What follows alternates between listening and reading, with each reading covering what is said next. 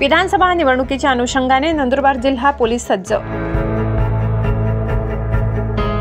नंदुरबार जिल्ह्याचे विद्यमान जिल्हा पोलीस अधीक्षक श्रवण दत्त एस यांनी देखील नागरिकांना मतदान करण्याचे आवाहन नंदुरबार पोलीस प्रशासनाच्या वतीने केले आहे।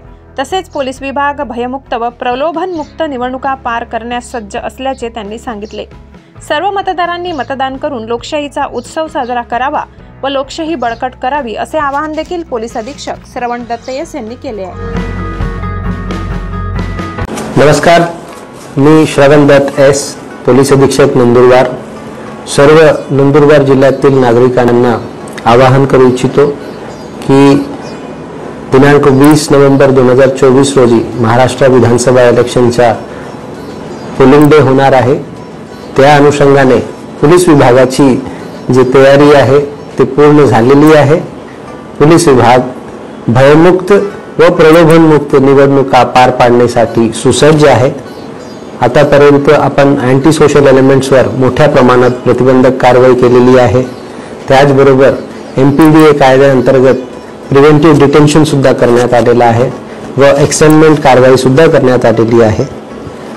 प्रलोभनमुक्त निवडणुका पार पाडण्यासाठी जवळजवळ 3,80,00,000 पेक्षा जास्त मुद्देमाल आपण या पूर्ण आदर्श आचारसंहिता लागू झालेल्यापासून जप्त केलेला आहे।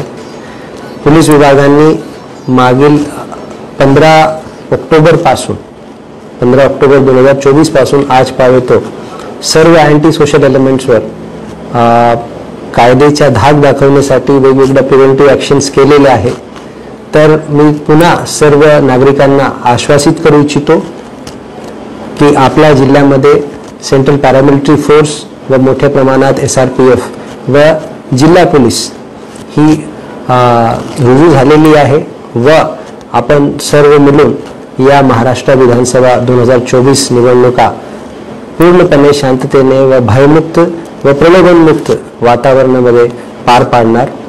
सर्वांना माझा आवाहन आहे, मोठ्या संख्येत आपण मतदान करावा व लोकशाहीचे जे सण आहे यांना पूर्णपणे साजरा करावा। आपली नागरिक म्हणून जे कायदेशीर जबाबदारी आहे आणि नैतिक जबाबदारी आहे त्याला संपूर्णपणे पार पाडावा। धन्यवाद। जय हिंद, जय महाराष्ट्र।